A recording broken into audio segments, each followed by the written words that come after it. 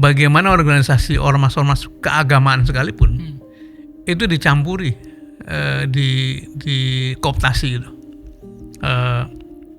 Sekarang kita sedang merasakan sahabat-sahabat kita di NU itu mengalami retak-retak yang sebenarnya nggak perlu kan.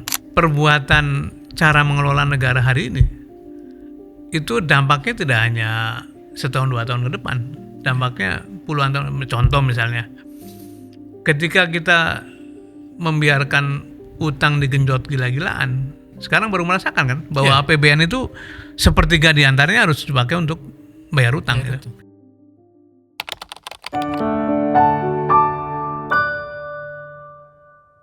Halo, assalamualaikum teman-teman ruang publik.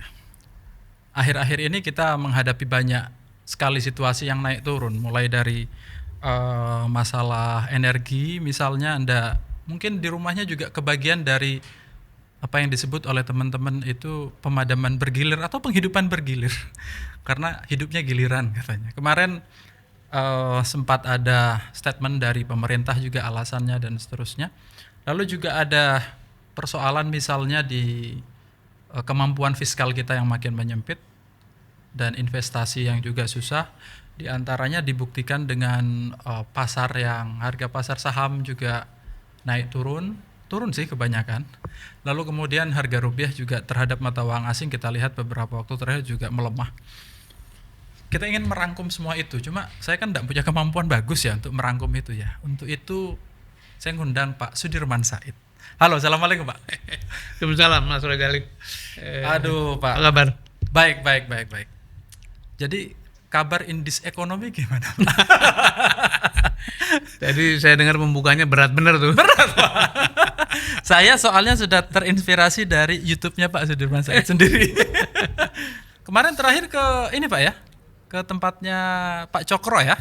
Iya, saya dapat undangan dari ITS untuk bicara di satu forum, terus menggunakan kesempatan untuk ziarah ke berbagai tempat termasuk kediamannya Pak Cokro ya, rumah peneleh itu, dan juga tempat lahirnya Bung Karno di sekitar situ juga. Ya sambil mengenang kembali lah sejarah itu. Mengenang kembali. Ya, nah kalau saya boleh tanya Pak, Bapak ngelihat situasi sekarang itu seperti apa sih Pak? Ya, tadi kan Anda mulai dengan angka-angka makro ya, soal harga saham, soal rupiah, soal dolar, terus yang mikro mulai dari lapangan kerja, listrik dan sebagainya.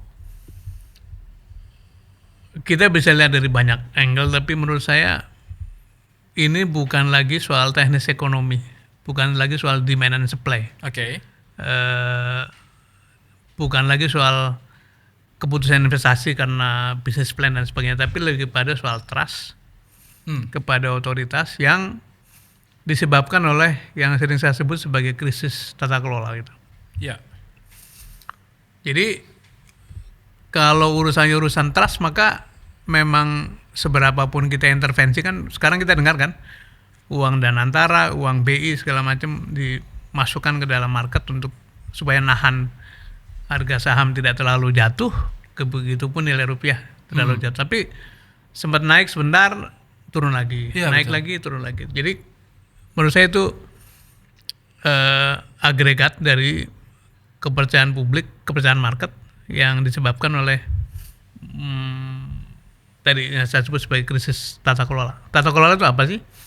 Itu beyond regulasi, beyond hukum. Tapi di sana ada values, ada leadership, ada kultur, ada cara pengambilan keputusan sampai pada urusan-urusan yang sifatnya manajerial gitu. Yang itu sekarang dilihat oleh market sebagai sesuatu yang sering menimbulkan pertanyaan. Ya.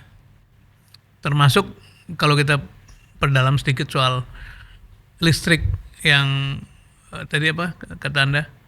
Penghidupan bergilir kata orang-orang Pak.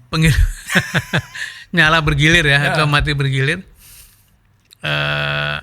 Itu juga kaitannya dengan tata kelola menurut saya, karena agak paradoks bahwa kita begitu punya batu bara begitu besar begitu ya, tapi kok sampai mengalami krisis batu bara sehingga sejumlah pembangkit mengalami mesti mati dan sebagainya. Dan yang terjadi di Sumatera dulu itu kan sesuatu yang sampai sekarang masih timbul tanda tanya karena mengapa listrik mati begitu panjang, begitu lama, berminggu-minggu lamanya tuh. Jadi makanya tadi dalam penjelasan tata kelola itu sebetulnya adalah ada sesuatu yang sifatnya kultural, yang sifatnya values dari keseluruhan pemerintahan. Itu menurut saya begitu. Jadi sampai ke masalah value begitu Pak ya.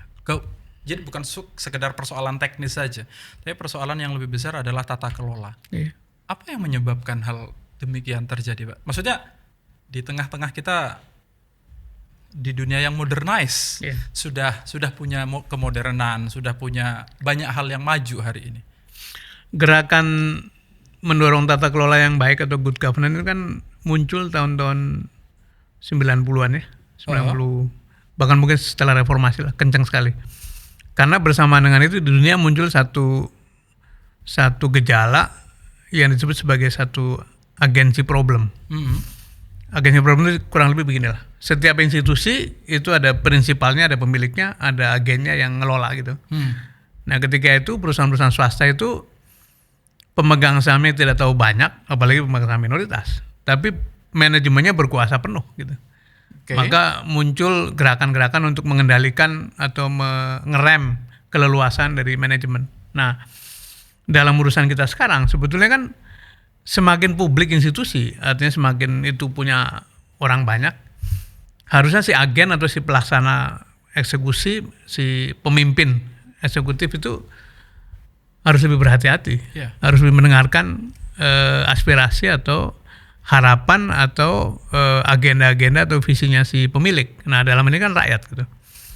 Nah ketika otoritas atau pemerintahan berjalan seperti tidak ada kontrol, ya itulah di situ mulai problem itu muncul tadi. Si agent itu begitu dominan sehingga pemilik asli itu tidak punya ruang untuk menyampaikan aspirasi. Nah sebagai contoh nih sekarang, saya harus menyayangkan bahwa pimpinan tertinggi kita itu terhadap kritik seperti bukan saja mengabaikan ya, bahkan ucapan terakhir itu kan emang gue pikirin gitu ya. Itu kan pengabaian secara verbal gitu. Nah kalau verbalnya sudah begitu, bagaimana non verbalnya? Dan itu yang saya sebut sebagai ekspresi dari values. Cara melihat satu persoalan itu terlihat dari statementnya, dari tindak tanduknya, dari polisinya, dari model orang yang masuk dan keluar dalam satu sistem, sampai pada cara-cara mengambil keputusan. Nah, Anda lihat cerita yang sedang berjalan sekarang itu misalnya cerita MBG gitu kan. Itu kan menunjukkan semua yang barusan saya katakan tuh. Orang seperti apa yang masuk sebagai pemimpin di sana, cara mengambil keputusannya, cara merencanakannya sampai pada eksekusinya, dan cara pandang terhadap orang-orang yang menyampaikan kritik itu adalah gambaran keseluruhan dari yang saya sebut sebagai governance tadi. Oke. Ini besar sekali yang kita diskusikan ini. Anda mulai dengan kata-kata berat, jadi saya ikutin aja gitu. Saya tidak tahan untuk tidak memulai merangkai satu persatu. Ternyata yang kita diskusikan besar sekali. Tapi ini menarik Pak, mengingat panjenengan kan dulu mendirikan Masyarakat Transparansi itu Pak. Iya, tahun 98. Dan kayaknya masih bukan masih berlaku, saya bilang apa ya, itu masih dibutuhkan sampai sekarang, karena seperti ada setback dari apa ya, kemajuan yang kita sudah rasakan di beberapa periode lalu. Kayaknya kita terlempar lagi ke belakang pada fase-fase di mana demokrasi berkurang, kualitas kontrol. Kita juga melihat DPR yang fungsinya seharusnya sebagai kontrol dari pemerintah juga tidak melakukan tugasnya, sehingga ada salah satu rekan ilmuwan kemarin doktor dari UI3 cerita ini bagian dari apa yang disebut dengan perluasan wilayah kerja eksekutif, sehingga yang legislatif sama yudikatif diskresinya eksekutif bahwa melihat seperti itu juga Pak. Kalau kita mau jujur mengakui kondisi hari ini lebih parah daripada yang kita alami pada Orde Baru gitu. ini kan dulu kan Orde Baru tuh memang 30 tahun lamanya Pak Harto berkuasa, Yes. 32 lah. Dan kemudian sepanjang 20 tahun pertama itu memang genjot progres ekonomi luar biasa ya. Ekonomi, Oke. pendidikan, kesehatan, segala pangan. Di ujung-ujung baru ada satu kesadaran dari masyarakat bahwa ini terlalu dominan, terlalu otoriter istilahnya gitu. Partai dibatasi. Tapi pada masa itu tidak ada tindakan-tindakan vulgar untuk membelenggu partai-partai politik gitu ya. Oke. Sekarang ini seperti partai politik dibiarkan, para pemimpinnya dibiarkan berbuat salah, masuk dalam jebakan-jebakan korupsi, Ya, kemudian itu dijadikan alat kontrol untuk mengendalikan. Satu. Terus media dulu itu kalau ada cerita pemret media mainstream di telepon, itu sudah jadi omongan di mana-mana gitu. Karena jarang sekali terjadi. Oke. Sekarang teleponnya bukan soal diminta take down, itu sudah jadi hari-hari lah. Ya. Tapi teleponnya sudah sampai pada gantilah pimpinan redaksi, gantilah ini, gantilah itu. Bahkan konon sejumlah media itu pemegang sahamnya beralih kepada yang berafiliasi dengan otoritas atau Ya, kekuasaan. Itu menurut saya sangat tidak sehat.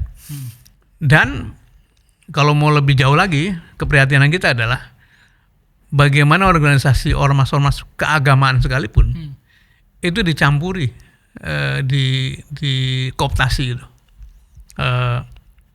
Sekarang kita sedang merasakan sahabat-sahabat kita di NU itu mengalami retak-retak yang sebenarnya nggak perlu kan. Mungkin juga di ormas-ormas lain. Bahkan kalau kita mau kasih contoh yang paling baru adalah bagaimana mahasiswa yang merupakan kader, merupakan masa depan kita, itu diajari bermain kotor gitu ya. Ya. Dikooptasi. Ada satu video yang mengatakan kami dibina oleh tuan ini dan tuan itu gitu ya. Tapi akhirnya kan memang muncul hal-hal yang tadi yang kita tidak pernah lihat pada masa-masa Orde Baru dulu gitu. Jadi saya melihatnya hari ini kooptasi kekuasaan dan sikap otoriter itu lebih vulgar, lebih primitif daripada yang kita alami di masa Orde Baru. Dan ini menurut saya adalah satu PR besar. Karena sesungguhnya kalau di masa Orde Baru itu kan yang bayar pajak atau jumlah pajak yang dipakai ongkos negara itu hanya 66%. Sekarang 80-an. Sekarang 86%, 80%, menjelang 90% pernah tuh. Jadi harusnya kekuasaan atau kedaulatan rakyat makin kuat, si pemerintahannya lebih tahu diri, harusnya kan begitu. Harusnya begitu. Tapi kan kebalik nih. Iya. Jadi masyarakat dianggap gangguan, dianggap musuh, dianggap tidak ada. Sementara yang di tribun kekuasaan seperti bisa melakukan apa saja. Dan itu menurut saya sesuatu yang tidak sustain, tidak bisa sustainable. Itu statement bahaya, Pak.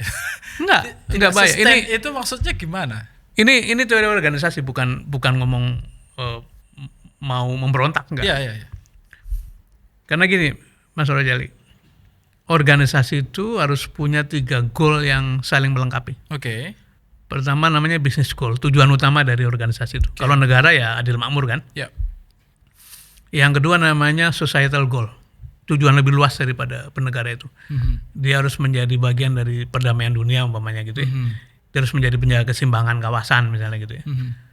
Dia harus menjadi penyeplai paru-paru dunia umpamanya gitu. Ini tujuan lebih luas daripada negara. Yang ketiga namanya system goal. System goal itu adalah goal yang berkaitan dengan bagaimana dia menjaga kelangsungan hidup dari institusi itu. Kalau negara itu sistem goalnya adalah check and balance. Ya. Tanpa check and balance sudah pasti akan ambruk. Sama dengan kalau kita punya rumah itu tiangnya ditendangin gitu, disangga oleh seseorang yang memimpin saja gitu. Kalau ibarat mobil itu remnya dicopot, speedometernya dicopot, spionnya dicopot kan. Jadi sistem goal antara yang lain adalah tadi tata nilai, tata kelola, praktek manajemen yang sehat, praktek perencanaan yang sehat, praktek pengelolaan APBN yang sehat, transparansi dan sebagainya. Itu semua adalah satu goals atau satu elemen-elemen yang harus ada dalam satu organisasi supaya bisa sustain jangka panjang gitu. Nah kalau elemen tadi dirusak dengan sengaja maupun tidak sengaja atau karena kebodohan atau karena kesengajaan, sudah pasti itu nggak bisa menyangga dirinya sendiri gitu. Nah, tinggal persoalannya kan siapa yang harus menanggung ongkosnya kan, Iya. dan mau berapa lama ini suasana. Jadi saya terus-menerus menyampaikan kekhawatiran sekaligus warning kepada teman-teman yang kebetulan ada di otoritas. Sebaiknya ini menjadi koreksi lah untuk tadi kembali pada kepatutan, kembali pada kewajaran, kembali pada norma, kembali pada apalagi ngomong yang fundamental values tadi yang. Jadi ini yang situasi ini yang bikin Pak Sudirman Said dalam beberapa waktu ini terus kayak turun gunung lagi. Nggak tahu saya pernah naik gunung apa enggak ya. Yang jelas saya perhatikan memang di akhir-akhir ini lebih banyak menyampaikan concernnya di publik seperti itu. Kalau itu ya saya sadari, dan memang saya mengambil posisi itu karena kan begini ya. Saya ini orang yang berutang pada negara banyak lah. Oke. Kalau nggak diongkosin negara saya nggak sekolah gitu. Kalau nggak dientaskan oleh negara, keluarga saya masih miskin absolut lah. Miskinnya nggak tanggung-tanggung gitu. Saya diberi kesempatan untuk berbuat untuk banyak hal dan menjadi tahu kan. Nah, kalau orang tahu kemudian tidak mengatakan apa-apa kan minimal ada beban moral. Jadi saya sampaikan ini terus-menerus. Bukan untuk memusuhi, membenci, apalagi menjatuhkan, enggak, tapi karena cinta saya pada Republik. Karena itu kepada yang di dalam kita ingatkan terus untuk kembali pada nilai-nilai tadi. Dan makanya mungkin belakangan saya agak cerewet ya, segala forum saya datangi gitu. Sekali-kali bicara seperti ini saya karena menurut saya kita mesti peduli pada keadaan kita lah. Jadi sudah nggak bisa main aman lagi, Pak. Menurut saya sih aman lah, maksudnya ini kan bukan kejahatan, menyampaikan pikiran-pikiran baik kan bukan kejahatan. At some point tapi berbahaya juga, Pak. Melihat misalnya kita nggak bisa tutup mata Andri Yunus misalnya, kondisinya seperti itu. Pelaporan Mas Saiful Mujani misalnya. Cerita Roy Suryo misalnya gitu. Roy Suryo misalnya. Atau adik-adik kita yang muda-muda lah yang si Tio ya gitu. Tio. Ya memang betul itu ada resiko, tapi kan kita tidak menantang resiko. Tapi memang menunaikan kewajiban itu kan selalu ada konsekuensi ya. Dan ya saya berusaha karena sudah usia segini tuh lebih terukur, lebih fact based gitu ya. Dasarnya fakta-fakta, tidak beropini yang dasarnya adalah subjektivitas, enggak lah. Jadi saya berusaha begitu. Usia segini maksudnya kan masih 45 tahun. 45 plus pakai pajak dan servis kan, jadilah 60 sekian gitu. Tapi memang Pak ya, memang saya diskusi dengan banyak orang tentang situasi sekarang. Memang kekhawatiran itu disampaikan oleh banyak kalangan, termasuk misalnya ketika teman-teman UI dan mahasiswa kemarin itu turun gunung ya, kekhawatiran itu muncul dan sama kekhawatirannya. Artinya ini sesuatu yang memang sudah menjadi common issue ya. Misalnya menudingnya masalah fiskal itu ya di MBG lah, overspending ya di Kopdes. Terus ada sekarang penghasilan daerah itu yang dipotong lagi, yang dikhawatirkan transfer daerah menyebabkan disintegrasi karena itu haknya daerah yang dikurangi. Itu kira-kira ini kan keadaannya sedemikian, Pak. Saya juga sebenarnya nggak mau ya berandai-andai, tapi kalau ini tidak dibenahi, worst case skenario-nya apa, Pak? Ada dua fakta yang menurut saya penting untuk kita jadikan catatan. Nomor satu gini, apakah ada satu kekuatan di Republik ini yang bisa mengerahkan demo sebesar itu, seluas itu? Artinya apa? Itu memang muncul organik gitu.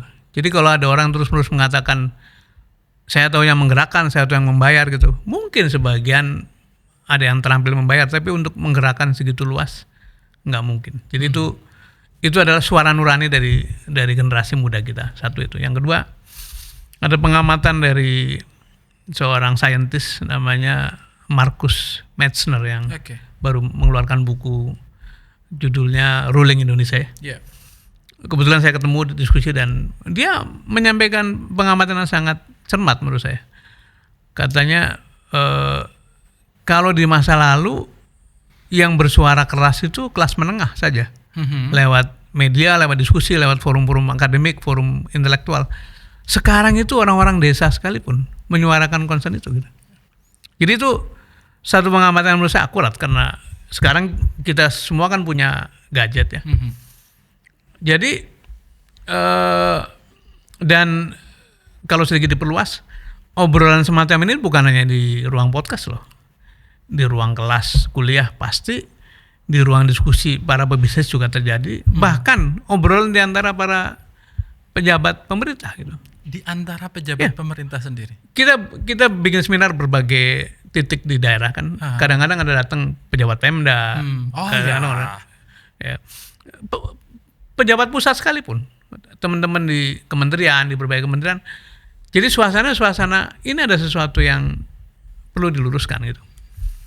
Jadi kalau ditanya apa antisipasi worst case scenario-nya, sebetulnya yang sedang terjadi itu kan satu sikap ketidaknyamanan dari banyak angle yang kalau tidak hati-hati dikelola maka bisa muncul letupan-letupan tuh. Yeah. Dan misalnya tadi dulu kan ada satu insinuasi seolah-olah uang MBG itu diambil dari penghematan-penghematan yang kalau nggak dihemat korupsi. Tapi ternyata sekarang sudah ketahuan bahwa transfer ke daerah menyusut begitu drastis, bahkan dana bagi hasil mulai diteriakan oleh para kepala daerah. Rupanya DBH itu berkurang 60% misalnya, itu ada yang berkurang 40%. Itu kan hak konstitusional mereka sebetulnya. Nah, akibat dari uang yang memang harusnya digelontorkan ke bawah itu tidak terjadi, maka ekonomi di bawah itu, ekonomi daerah itu mengalami penurunan perputaran. Bahkan ribuan orang yang selama ini menjadi pegawai ASN lah. ASN itu kan ada dua kan, satu PNS, satu lagi yang pegawai kontrak. Nah, P3K itu mengalami ancaman PHK atau kekurangan penghasilan karena dikurangi bayarannya segala macam. Jadi ini satu tindakan yang sebetulnya secara ada organisasi itu namanya cohesiveness, secara kohesivitas dari bangsa, dari daerah, dari rakyat itu terkoyak. Itu artinya kan persatuan terkoyak ya. Jadi kalau Anda tadi katakan apa yang paling buruk terjadi, ya memang sekarang kalau tidak hati-hati suasana persatuan itu, suasana keadilan itu bisa jadi urusan yang serius ke depan gitu. Jadi dimulai dari tadi masalah-masalah tata kelola, masalah values, masalah kultur sekarang berdampak pada kehidupan nyata yang mengancam persatuan gitu. Karena tanpa rasa adil itu kan persatuan nggak akan bisa dicapai sebenarnya. Yeah. Ini kan tentu yang tadi yang Bapak bicarakan kan tidak hanya orang-orang di level kelas menengah yang bicarakan. Orang terdidik ya.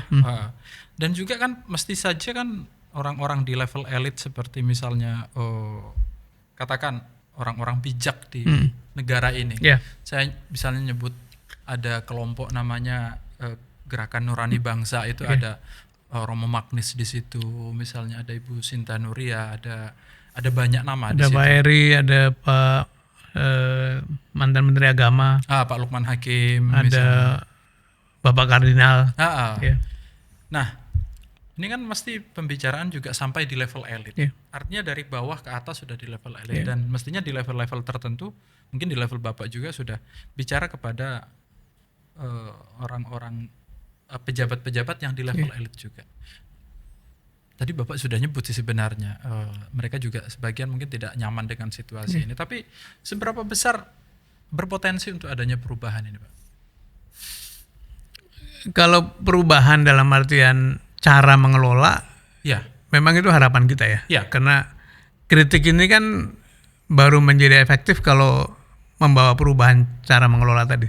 Karena bagaimanapun yang bisa melakukan perubahan adalah pemegang otoritas. Betul. Karena dia punya tanda tangan, punya budget, punya resources, punya sumber daya gitu.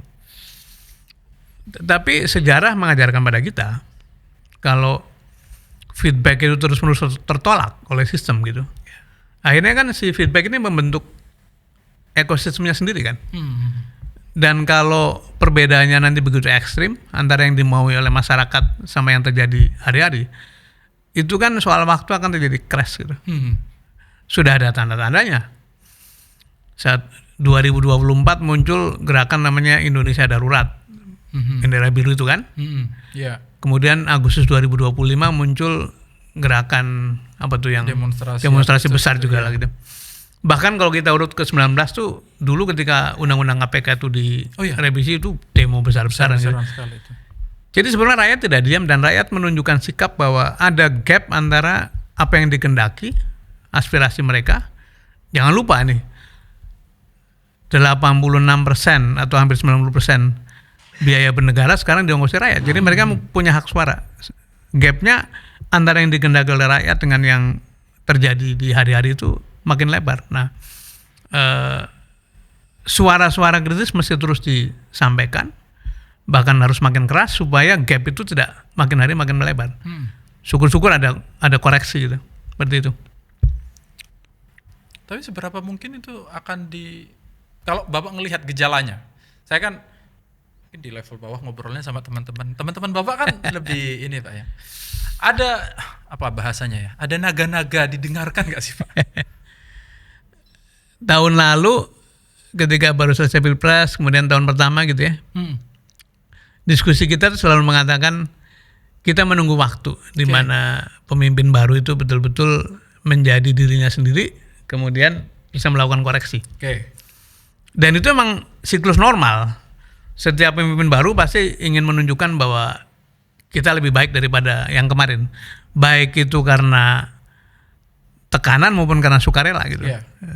Sebagai contoh, dengan segala kritik pada Presiden Jokowi yang dianggap oleh si Markus itu penghancur demokrasi lah. Itu di awal pemerintahnya dia memilih menteri minta tolong KPK loh untuk di screening. Masih ingat gak tuh? Iya betul. Dan itu artinya ada komitmen pada mencari orang-orang bersih lah kira-kira gitu. Itu terjadi di masa Jokowi itu. Dan menteri-menteri di awal itu bukan karena saya bagian dari itu, dipandang orang sebagai menteri yang menyajikan karena teknokratnya banyak gitu. Kemudian banyak orang-orang yang katakanlah bersih lah di sana gitu. Tapi yang sekarang ini sejak awal menggendong masalah yang memang sudah ada di periode keduanya Pak Jokowi, dan sampai hari ini belum nampak ada tanda-tanda untuk melakukan koreksi atas keadaan-keadaan yang rumit tadi. Jadi makin ke sini, kalau ditanya seberapa besar peluangnya untuk perubahan, makin ke sini malah makin menunjukkan tidak ada tanda-tanda itu. Artinya tanda-tanda itu makin jauh. Ditambah lagi dengan mungkin perceived power mereka atau yang dalam kekuasaan makin merasa besar, makin bisa merasa melakukan konsolidasi. Dan tadi Anda sebut, saya akan ulang dengan bentuk pertanyaan. Apakah parlemen berfungsi sebagai alat kontrol? Saya kira orang dengan cepat menjawab, enggak tuh, kita nggak kedengaran, nggak mendengar sesuatu yang sifatnya fundamental, ingin meluruskan jalannya pemerintahan. Apakah media secara keseluruhan berfungsi sebagai alat kontrol? Tadi kan media-media yang kritis malah ditekan-tekan kan. Ada yang dikirimi kepala babi segala macam gitu ya. Siapapun yang melakukan itu nggak penting, tapi iklim itu terjadi. Jadi kalau ditanya kembali, do we have hope bahwa akan ada perubahan? Sampai hari ini belum ada tanda-tanda itu, malah sebaliknya kelihatan makin dominan, makin melihat pikiran yang berbeda itu sebagai lawan, walaupun itu datang dari rakyatnya gitu. Itu ancaman. Yang ancaman, itu yang saya perhatikan. Ya, sampai kita kemarin itu ada postingan yang sangat berterima kasih terhadap kompas.com karena Kompas Group ya, karena dia yang menyiarkan live demonstrasi kemarin.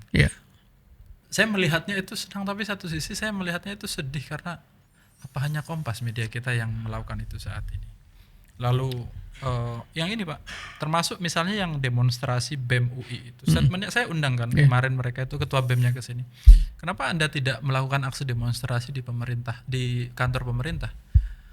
Jadi mereka menganggap sudah nggak ada fungsinya lagi kita menyuarakan di Senayan itu. Sepertinya karena memang keadaannya begini. Lalu teman-teman yang kita undang yang menggugat undang-undang APBN itu kan ada MBG di situ. Dia kan bilang kita mau lapor ke DPR punya dapur, polisi punya dapur, TNI punya dapur katanya. Baru dia berkelakar di MK itu. Makanya kami melapor ke MK sini. Saya harap MK juga nggak punya dapur. Jadi buat saya demo kemarin-kemarin itu simbolik sekali. Iya. Karena mereka dengan sengaja mencari tempat di mana tempat mengadunya itu tinggal publik. Iya. Tidak ke eksekutif, tidak ke istana, tidak ke parlemen gitu. Iya. Dan tadi Anda sudah jelaskan bahwa mereka merasa hopeless untuk bicara dengan mereka. Jadi dan sekali lagi itu bergerak di seluruh seantero negeri ya. Boleh dibilang kampus-kampus besar muncul. Rasanya hal ini akan terus berlangsung. Ini bukan provokasi, bukan, tapi membaca situasi di bawah gitu. Yang sebetulnya lebih mencemaskan adalah kapasitas to absorb untuk mencerna, menyerap apa yang berkembang di lapangan itu sepertinya sangat terbatas gitu. Artinya apa? Ya betul pada level permukaan seperti ada adegan seolah-olah aspirasi diterima, kemudian akan disampaikan segala macam, tapi dari bahasa tubuh maupun verbal pimpinan tertinggi negara kan tidak demikian. Tidak menunjukkan demikian.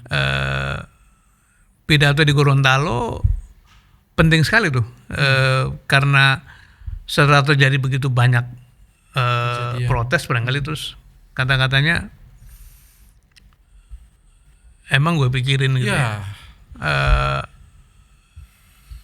Umpamanya pun punya sikap begitu, tapi sampai dikeluarkan secara verbal itu menurut saya agak fatal loh. Karena even without expressing secara verbal, itu orang melihat ada value yang memang tidak mengapresiasi pada pikiran-pikiran berbeda kok, apalagi diucapkan. Jadi orang melihat, aduh kalau begini caranya kita ngomong sama siapa lagi gitu. Betul. Itu ya. He just doesn't listen. Ya. Jadi saya membingungkan juga ini ya. Harapannya sepertinya semua orang kan kekhawatiran yang sama dan sudah mengonsolidasi isu ini melalui jalur yang berbeda-beda. Yang media melakukan itu, yang punya jaringan ke dalam melakukan itu, berupaya komunikasi ke istana. Yet kemarin dia pidato seperti itu masih. Nggak tahu ini. Sampai hostnya tuh speechless gitu ya. Sampai akhirnya saya begini Pak. Ingat di pertemuan ada talk show di UGM itu. Ya. Ketika mahasiswa itu sudah tidak mau lagi bicara dengan pejabatnya. Artinya orang-orang juga, kita tahu kok solusinya, lu stop MBG sekarang itu akan nge-save duit kita 280-an triliun. Stop dulu deh, nggak usah kita bicara. Solusinya ini sudah ketemu. Jadi kita semua sudah tahu. Sudah tahu semua solusinya. Tapi itu tidak dilakukan, dan alih-alih melaksanakan solusi, pemerintah bilang, ayo kita dialog. Mau dialog apa lagi kita ini? Kan ada istilah namanya common sense governance gitu ya. Tata kelola pemerintahan yang didasari pada akal sehat lah gitu. Itu yang sepertinya dalam urusan MBG, koperasi dan sebagainya itu nggak ada gitu. Dan saya ditanya soal pandanganmu mengenai sikap mahasiswa di UGM itu kemarin bagaimana gitu. Saya bilang I have mixed feeling, saya punya rasa bercampur nih. Satu sisi tentu saja dobrakan keras seperti itu mungkin bisa dihindari sebetulnya. Tetapi sisi lainnya mungkin adik-adik kita ini merasa dengan pesan-pesan cara konvensional sudah nggak didengar gitu. Jadi dia tidak punya jalan lain kecuali mendobrak dengan keras, verbal maupun non verbal gitu, untuk membuat kawan-kawan yang sekarang ada di tribun kekuasaan itu membuka mata hati terutama bahwa ada sesuatu. Dan saya kira benar sekali yang mereka tuntut, yang mereka minta bukan yang neko-neko, Kak, yang common sense saja, yang masuk akal secara publik begitu. Ya kalau saya ingat memang di akhir pemerintahannya Pak Jokowi kita masih berdiskusi hal-hal yang sektoral gitu Pak ya. Misalnya 2019 tadi udah kita singgung, ada undang-undang KPK, RUU KPK. Kita melakukan aksi masalah itu terus. Minerba Terus kita kita di sektor itu. Sekarang kayaknya semua penegakan hukum ada masalah, di sini ada masalah, fiskal ada masalah dan seterusnya. Ini campur aduk sampai akhirnya Pak Sudirman Said ini sudah bicara demokrasi, ini bahaya lagi. Isunya sudah masalah kepemimpinan pada akhirnya. Saya punya pandangan yang mungkin ini satu angle yang mungkin agak mesti hati-hati mengatakannya gitu. Tapi harus saya katakan begini. Semua orang tahu kok bahwa Pak Jokowi itu meninggalkan luka, meninggalkan kerusakan institusi, meninggalkan kerusakan hukum, meninggalkan kerusakan tata etika segala macam. Terutama dipuncaki ketika dia menggunakan segala cara untuk memasukkan anaknya dalam proses kontestasi. Nah, celakanya yang sekarang ini penggantinya Pak Jokowi masuk lewat pintu itu gitu. Jadi sebenarnya secara guilty by association memang sudah ada kekeliruan sejak awal gitu.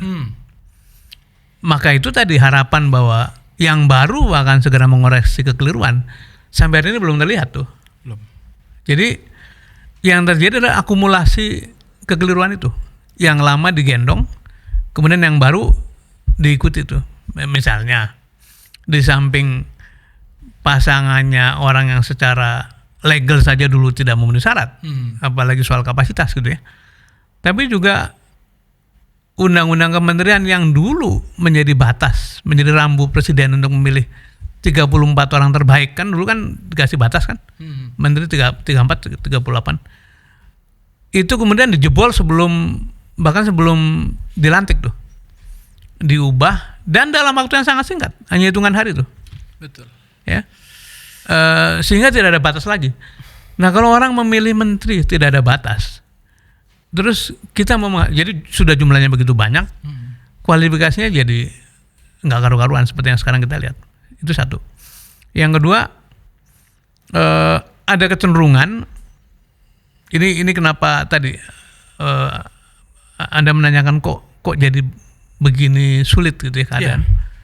Yang kedua ada kecenderungan begini, yang namanya hukum itu kan seperti pagar, Mas Rozali ya. Kalau Anda mau lewat situ ada pagernya, ya jangan lewat gitu. Betul.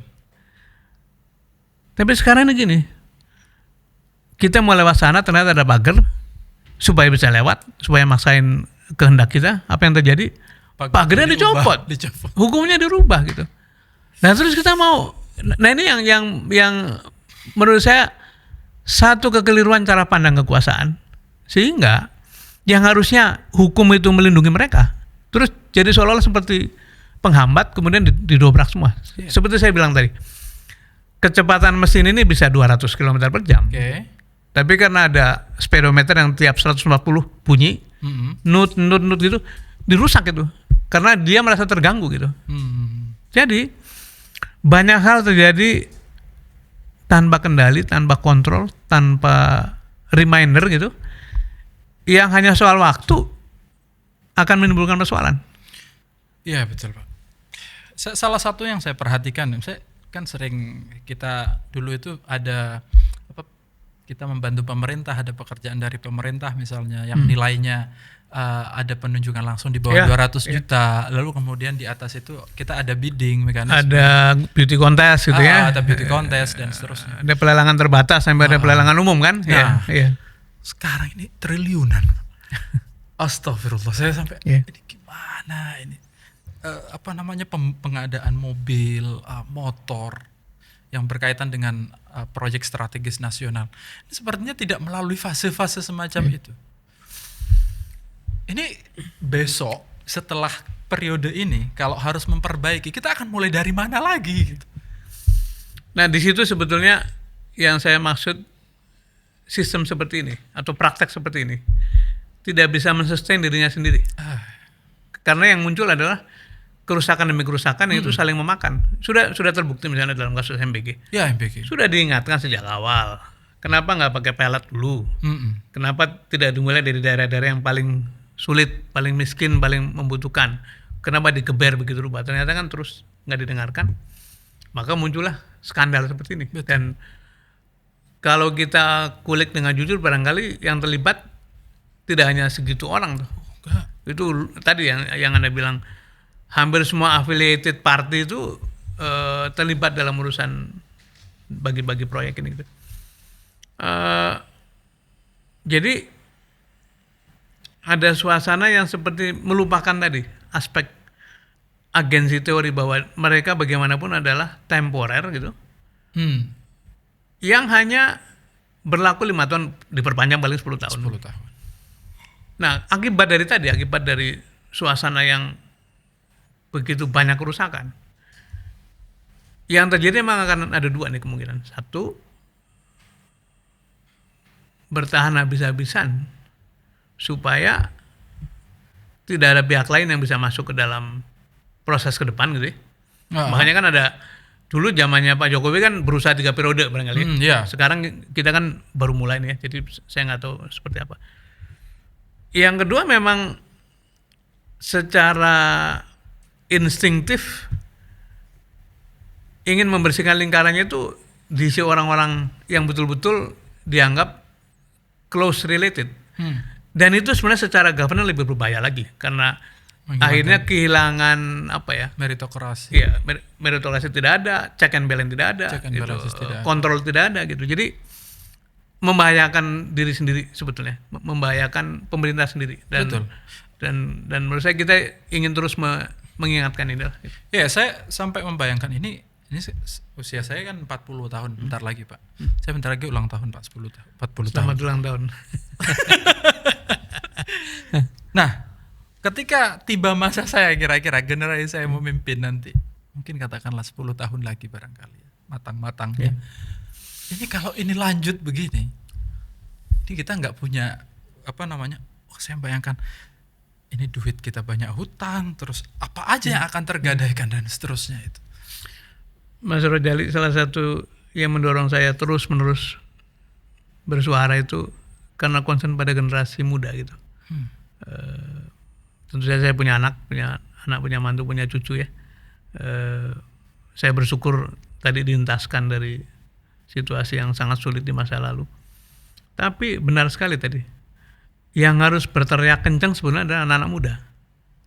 Why? Karena perbuatan cara mengelola negara hari ini itu dampaknya tidak hanya setahun 2 tahun ke depan, dampaknya puluhan tahun. Contoh misalnya, ketika kita membiarkan utang digenjot gila-gilaan, sekarang baru merasakan kan bahwa APBN itu sepertiga diantaranya harus dipakai untuk bayar utang. Gitu. Utang tidak ada salahnya asal digunakan dengan hal-hal yang baik, gitu, misalnya yang memang produktif lah gitu. Atau tadi kalau presiden korupsi terus-menerus makin gila, makin lebar, makin jahat gitu ya, itu akhirnya kan praktek bernegara itu makin hari makin tidak punya kontrol. Dan kemarin saya baru berdiskusi dengan Pak Agus Raharjo di kampus tuh, mantan ketua KPK. Beliau mengingatkan kembali ada TAP MPR di zaman reformasi itu, saya lupa nomornya, tapi TAP MPR tentang penyelenggaraan negara yang bersih dan bebas dari korupsi dan nepotisme gitu. Jadi aspek kolusi dan nepotisme itu dijadikan judul TAP MPR karena memang waktu itu dianggap menjadi masalah besar. Nah, sekarang coba kita lihat, tengok kiri kanan, yang namanya nepotisme. Dari mulai pimpinan tertinggi negara sampai menteri dan keluarganya, ada satu kepala daerah, ibunya kepala daerah, anaknya jadi pimpinan DPRD. ada kakaknya, adiknya gubernur, kakaknya ketua DPRD, ponakannya wali kota, itu marak di mana-mana. Dan mungkin pada waktu menjalankannya seperti tidak ada dosa ya. Dan by the way itu kan sebetulnya dulu ada klausul undang-undang yang mensyaratkan yang boleh maju pilkada itu yang tidak punya konflik kepentingan, ya kan? Ada dulu itu, Pak. 2016 di judicial review tuh, dan itu pasal itu dicoret. Iya, dulu itu ada. Iya. Anti apa namanya? Saya lupa juga itu. Ya sebenarnya intinya itu anti nepotisme. Anti nepotisme. Ya, kan? Nah itu pun dicoret kan pada 2016. Kayaknya itu salah satu pintu masuk ke keadaan sekarang ini. Betul sekali. Ada oligarki dalam partai, ada gubernur punya DPR keluarganya misalnya. Dan kalau saya membayangkan negara ini kan kayak mobil ya Pak ya. Mobil sekarang lagi disupir Pak Prabowo misalnya. Ini 10 tahun lagi kan Pak Prabowo sudah nggak ada nih, maksudnya sudah nggak paling lama 10 tahun lah ya. Kan 2 periode ya. Kecuali mau ngubah undang-undang juga dan berumur panjang ya. Nah, ketika diwariskan ke kita ini kondisi mobil udah kayak apa? Pak persnelingnya hilang, bannya kempes apa gimana? Kita kan nggak mau seperti itu ya Pak ya. Makanya pesan pada teman-teman 40, 30, 20 ke bawah itu ya memang harus mengambil hak kalian untuk menjaga masa depan Republik dengan cara tadi menyuarakan concern, menyuarakan aspirasinya gitu. Karena kalau enggak ya nah tantangannya kan begini Mas Rizal ini. Kawan-kawan muda ini karena ngelihat politik begitu keruh gitu ya. Terus menjauh, merasa itu bukan urusan gua lah, itu saya mau kerja aja gitu. Tapi mereka tidak menyadari bahwa pertama mereka mempunyai hak untuk mengontrol jalannya pemerintahan sebagai pembayar pajak. Yang kedua tadi, anything wrong hari ini itu dampaknya pada masa depan mereka gitu. Nah, itu yang mungkin kita perlu ingatkan, karena itu nggak boleh alergi pada politik, tidak harus masuk partai politik, tidak harus ikut politik praktis, tapi harus mengikuti, saya menyebutnya P besar. Politik dengan P besar itu politik kenegaraan lah. Jadi harus kita ikuti terus sambil ya bersuara sebisa-bisanya. Itu kayaknya udah pesan yang sangat bagus itu. Kemarin memang pesan dari orang tua ya. Tapi karena ada orang-orang kayak Bapak misalnya yang suka masih bersuara gitu ya, ada mungkin Pak Mahfud atau teman-teman komika juga mulai bersuara, akhirnya yang muda-muda juga merasa tertemani ya, ditemani untuk ada temannya kok gitu. Terus akhirnya apa yang bisa dilakukan, seperti kita misalnya, ya udah bikin podcast seperti itu. Apa yang bisa dilakukan. Ada cerita menarik dari seorang teman, dia peserta training leadership yang kita selenggarakan lah, terus rupanya dia komika dan ikut kursus komika. Dan dia mengatakan sepanjang dia ikut training itu, setiap kali ada satu adegan atau satu penampilan, itu hampir tidak ada orang yang tidak nyentuh aspek politik gitu. Oh iya. Begitu katanya Pak. Iya kan, jadi menurut saya ini hal baik juga bahwa kesadaran itu ada, cuman memang ekspresinya berbeda-beda dan lebih fun gitu ya. Jadi dan itu kalau kita pakai medsos yang begitu tuh yang jangkauannya jauh lebih luas Pak. Iya. Ada namanya Yudi atau siapa, orang Surabaya itu. Gayanya dia minta maaf. Saya mau minta maaf kepada Pak Gibran katanya. Ini yang curhat kehidupan ya kalau nggak salah. Tapi dia terus kemudian mengkritik 1, 2, 3 kali.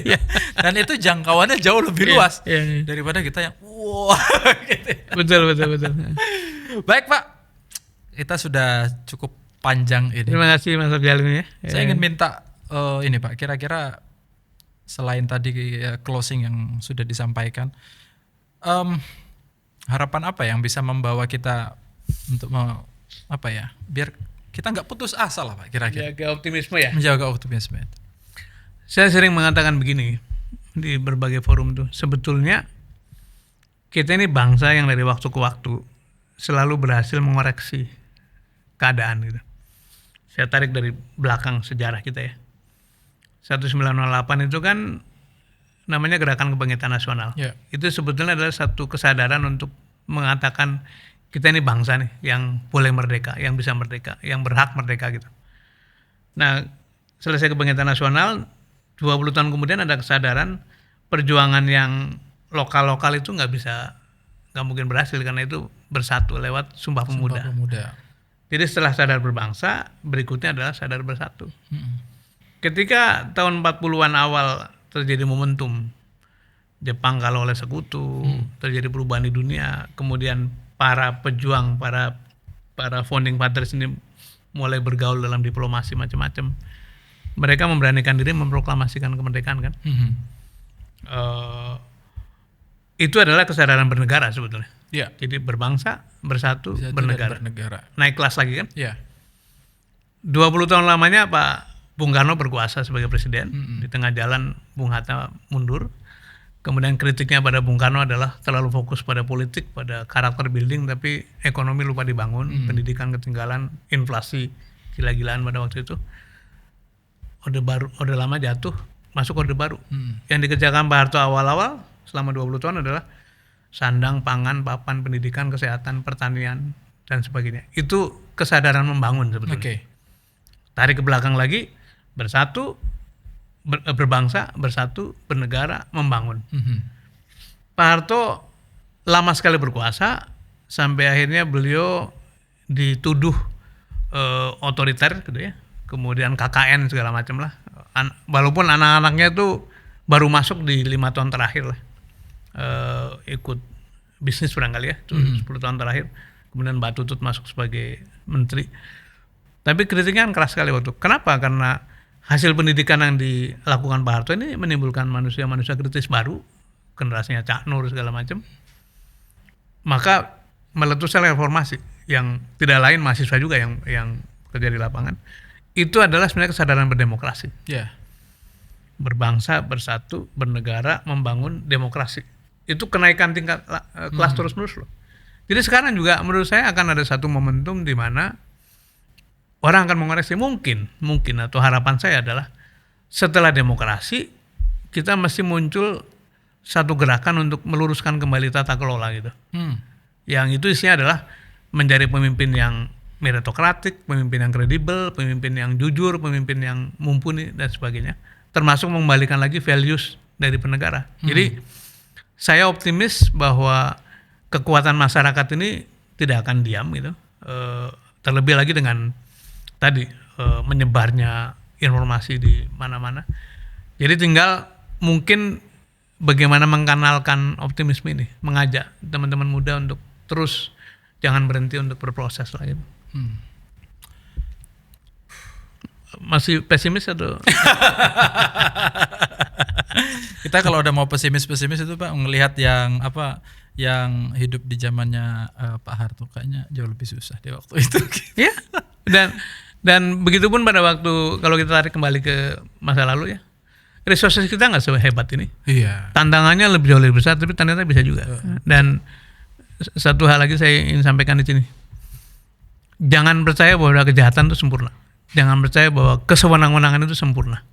There is no such perfect crime. Yang namanya don dari don ke don tuh, Don Corleone, don ini itu disappear dalam sejarah gitu. Jadi kita jangan percaya pada Godfather, tapi percayalah pada God betulan gitu.